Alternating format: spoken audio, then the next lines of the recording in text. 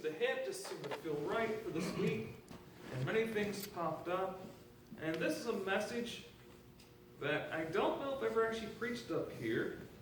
I may have, if so, it's been quite a long time ago on this topic. So I'm not quite sure. So if you remember it, great. And it's probably been a while. If not, then great, it's new. It's a passage that I really enjoy. And I don't really reference it much in sermons. It all comes back from Numbers chapter 13. We're going to spend our entire time this morning in Numbers chapter 13. And I'm sorry, but there's very little numbers actually in Numbers 13. So as a math guy, that's kind of a little depressing, but it's okay. There is some details, there's some people, and the number 12 appears a few times, so it's got a little bit of something. But I entitled this message, Spies Like Us, a little bit, is the title. And any reference to that movie, I can't guarantee, because I have not seen that movie in a long time. Anybody know there is a movie by that title? Okay, good. So that was not unplanned attention anyway, so we'll just forget that entirely. I made the tell, I was like, wait, there's a movie by this name. And I was like, what is that movie about? I was like, I know that movie, I know that title. But I've not seen that movie in years. I don't know its storyline, so I don't know. Beats me. 80s or 90s, I don't know. Nonetheless, we're going to spend our entire time this morning in Numbers chapter 13. And Numbers chapter 13 is all about opportunity. Opportunity. When opportunities come, you have two options. Option one, grab it and go. Option two, you say no and step away and backtrack. Usually out of what? Fear, apprehension, dread of what may happen. And sometimes exaggerated fear. Many people get fearful of, by example, public speaking. Public speaking. Example, suppose we had an opportunity and we got this big letter that came in the mail to the church last week and said, hey, we want one of you. Can't be the preacher, so it can't be me. One of you gets to go up and speak before the entire county of Hancock County and gets to tell them all about Jesus and all about our church here. Who would love to do that? Most of you are like, I think not. You can't make me go up there in front of those people. Who here would say, no, not me, not ever, please don't? Understood. You can be both. But the idea is that, we get fearful. Why? When we rise up and we see 10, 20,000 people in front of us, we start thinking what? Judgment. Judgment upon us. They're looking at our hair, our clothes. They see that one smudge on the one side of our suit coat that our arms have been blocking. Man, they got good view. Every little imperfection in our mind comes out, doesn't it? And it's exaggerated. It's exaggerated. We always exaggerate when we get fearful. We think, we get up there in front of people and say, okay, everybody there's an awesome speaker, I'm terrible. Everybody there's eloquent, I'm not. Everybody there speaks English, and I can't speak the words. It's not going to come out right. All out of fear. Fear. That's just one example. This is another aspect for sports, athletics especially. When big games are coming up, some players rise up to the challenge because they can get there. Others, they get a little anxious, and anxiety creeps in too far. They can't harness the energy well, and they go over and they put on the worst performance they've done their entire life. Why? Because they choke. Out of fear, out of apprehension, out of dread, and out of mindful exaggeration of what the opponent is and what they actually can do. That's what this story is about. Verse 1 through verse 16. The Lord said to Moses, send some men to explore the land of Canaan, which I am giving to the Israelites. Let's pause right there. What's God doing? He's giving land. This is land that's been promised by God. And God says, it's time. It's time. Go look at the land I'm giving you. This land's going to be yours. I'm giving you this land. Remember, God's giving them this land. That's key, that's crucial. And he says, from each ancestral tribe, send one of its leaders. Now there's 12 tribes. We're going to send 12 people. One of the leaders speaks to the tribes. So, at the Lord's command, Moses sent them out from the desert of Paran. All of them were leaders of the Israelites. These are their names. From the tribe of Reuben, Shemua, son of Zaccur. From the tribe of Simeon, Shaphat, son of Ori.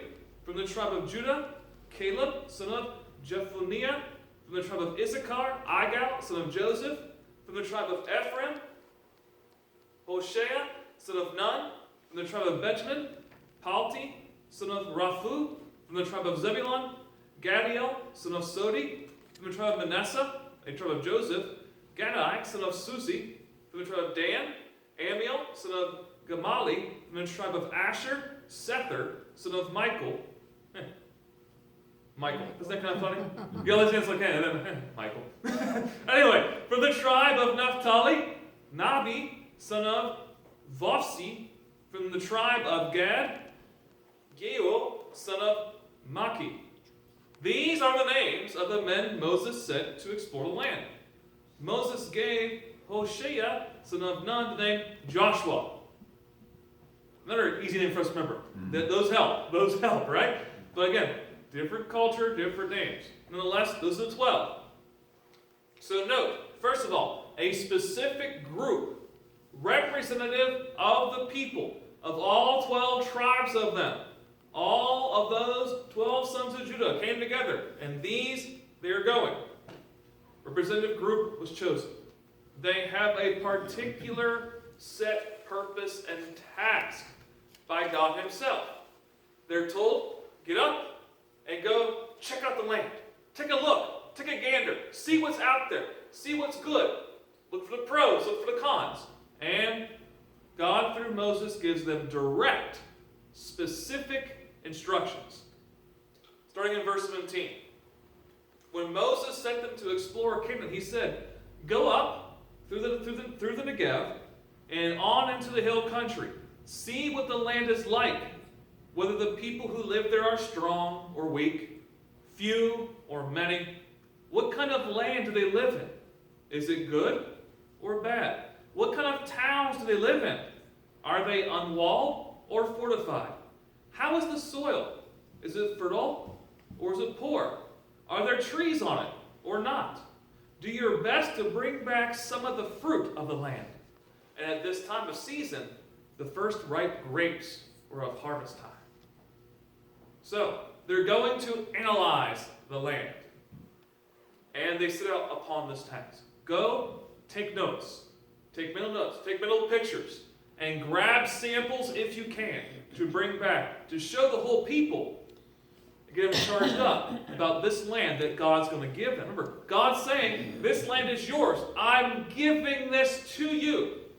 So these 12 are going to take a look, inspect the land, and report back about the land that God is giving them. And they got to go take the land too. So they got to be ready. How are they going to fight? How are they going to get in there? How are they going to seize the land? What are the objectives? It continues on. So they went up, explored the land from the desert of Zin as far as Rehob, toward Lebo Hamath. They went up through the Negev, came to Hebron, where Ahiman, Shishi, and Talmai, the descendants of Enoch, lived.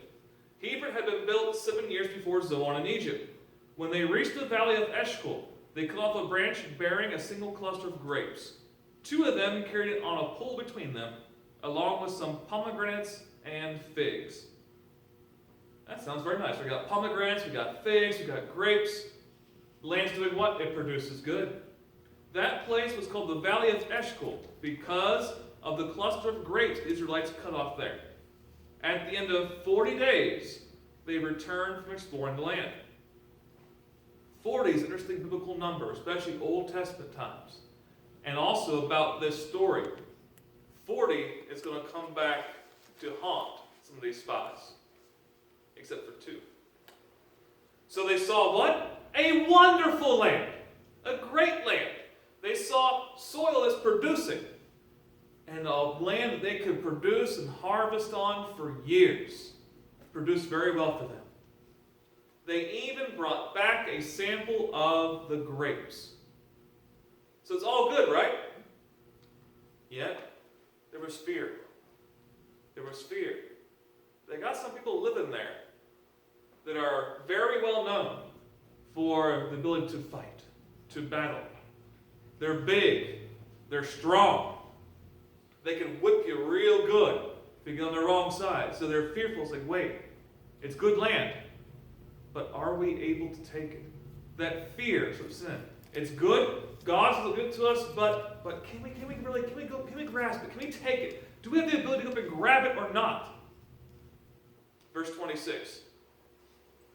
They came back to Moses and Aaron and the whole Israelite community at Kadesh in the desert of Paran. There they reported to them and to the whole assembly and showed them the fruit of the land. They gave Moses this account. So they're going over, they brought the grapes, they brought the pomegranates, they brought the figs. They probably ate some. I would be tempted. I don't know. It doesn't say. One may imagine. And so they bring it over there and say, look what we found. And they give an account. Here's their account. We went into the land to which you sent us. And it does flow with milk and honey. That's not literal, but it means that it flows well. It's producible. It's got fertile soil. And they say, look, here's its fruit. But the people who live there are powerful. And the cities are fortified and very large. We even saw descendants of Anak there. The Amalekites in the Negev. The Hittites, the Jebusites, and the Amorites live in the hill country. And the Canaanites live near the sea and along the Jordan. What's happening here? Fear. Fear is overtaking these spies. They said, look, the land's great, it's wonderful, but you look to the left, there's people. To the right, there's people. In front of you, oh, those people are big, they're tall, they're nasty. Beyond them, oh, it's a huge city, filled with all these people, and they're militaristic. They've got weaponry. They've got all this assembled. If we go and we fight, we don't stand a chance. We've got no hope. They're bigger, they're stronger, they're mightier, they're more powerful. Fear is overtaken. You ever notice when you're fearful, especially those who play sports, when you're fearful, you look at your opponent, and for some reason, he looks taller. His shoulders a little bit wider. His muscles a little bit bigger. And for some reason, they all grew beards. It's kind of weird, kind of crazy how that works, it seems like. I'll give you an example. My first year coaching as an assistant coach for this one team which I was helping coach, there was a group that came in from Pittsburgh to play us at our home court. And they were from downtown Pittsburgh, and indeed the guys looked a little bit more mature. They were of decent height, and some had some facial hair. The players on our team just saw them, and all of a sudden their eyes just went boop. And they kind of just sunk back and down. Played the worst game I ever saw them play in my life. They just saw them, they crushed themselves out of fear, dread. Because they looked at their opponent and saw them as towering. And they saw them as if they're like 25 years old, when they're the same exact age as you are. And they saw them as big, mighty, and strong. Well, on the bench, I said, look at them, they're slow. What's going on here? Why? In our mind, we can build up that which we're facing. And it looks insurmountable at times. Happens in sports, happens in life. We look at our opponent, we say, oh, look at it, who am I? We make ourselves look weak and small. Make our opponents, what faces us, looks big, mighty, tall, insurmountable. Whether it's a person, whether it's a system, whether it's the devil himself throwing things at us, we tend to make it look so big and mighty and powerful. Why? Because we're afraid. Because we're afraid. They took their sight off, in this example, in this biblical story, they took their sight off of the vision and promise of God. Their faith was overtaken and overshadowed by their fear. God said, I'm giving you the land. They forgot that. They said, we can't take it, not realizing you don't have to take it. God's giving it to you. But fear is a strong mental concept. But it's not done. Verse 30. Then Caleb silenced the people before Moses and said, hey, we should go up and take possession of the land, for we can certainly do it. Look at Caleb. All these people, here comes 10 of these spies saying, oh, look at them, they're big, they're tall, they're mighty, they're powerful. We can't do anything. Caleb says, hey, we should go up and just take it. It's ours. Let's go up and take it. So two of the spies, Joshua as well as Caleb, saw beyond fear. They stood up for the promise of God. They stood up and said, hey, remember what God said. Remember, God said He's going to give it to us. Let's go up, let's take control, let's seize it. God has promised it to us. What would be the response? Verse 31. The men who had gone up with him said, we can't attack these people. They are stronger than we are. And they spread among the Israelites a bad report about the land they had explored. They said, oh, that land we explored devours all those living in it. Bold-faced lie, isn't it? They just gave that report to Moses saying, look, the land is wonderful and great. Now they're saying, that land is garbage. We don't even want it. Fear clouds the mind and how we view things. All the people we saw there are of great size. We saw the Nephilim there. The sons of Anak come from the Nephilim. We seemed like grasshoppers in our own eyes. We looked the same to them. They shrunk down. They shrunk down in fear and dread. What happened? Fear and lies won the rhetoric. That's what we believe. Fear and lies won. Did they go to take that land? No. They passed on it. God said, it's yours, I'm giving it to you. The people refused to accept the gift of God. God was displeased. Very displeased. But He would not leave go of His promise. He gave that land to them. But 40 years later. 40 years. And the whole generation of those spies died before He allowed it to happen. The whole generation would die without a homeland except for two. Joshua and Caleb, the two faithful spies. God said, you two need to see this land. You two need to go in. You two were faithful. They would get to go to the land God promised. The other 10 and all the people with them didn't make it. Didn't go. Died before the promise was received. Why? Because they refused to accept it. Refused to take hold of it. Refused to have belief in it. There's a lot of messages one could take. It's a wonderful little story of the Old Testament. And there's many things we could say about them. For our own spiritual life, the things I've personally taken from this, and this is my thoughts, my perspective. You may have got something else. Take that also. That's something special for you. But in this, it's important to recognize that some things out there, it's okay to go and grab it. Fear, it's okay to recognize it. But it's never okay to let fear come in so much that it restricts your ability, out of your own choosing, to accept the gifts God wishes to give you and to bless you. And of course, one of the immense gifts that God blesses us with is life everlasting, remission of sins, the gift of His Holy Spirit, which we receive in entrance in the kingdom of God.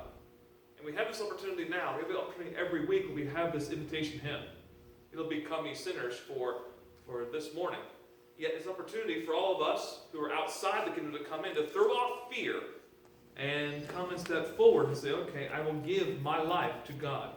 For I know in so doing, I'll be blessed immensely and become an entrant into that promised land of God in heaven. In that there's nothing that can compare. And there's no need to fear, especially when we know and recognize God indeed is in control. And for those of us already in the kingdom, already have been obedient unto this in response to our faith, it's a good time mentally just to recommit ourselves to God and say, yeah, God, I know that I am yours. I know what I'm supposed to do. And I know that I mess up so many times. We all do. We're all We're all fallible creatures. We all mess up. Only one person was pure and perfect, and he's Jesus. He's our Savior. Yet, we need not let fear of messing up distract us from the goal of living the best life we can in response to God's will for us. It doesn't matter what others may think, others may say. Only thing that matters is, are we doing the best we can to try to please and honor God? Let that be our goal and be our objective. Let's stand together as we sing, "Come Ye Sinners," at this time.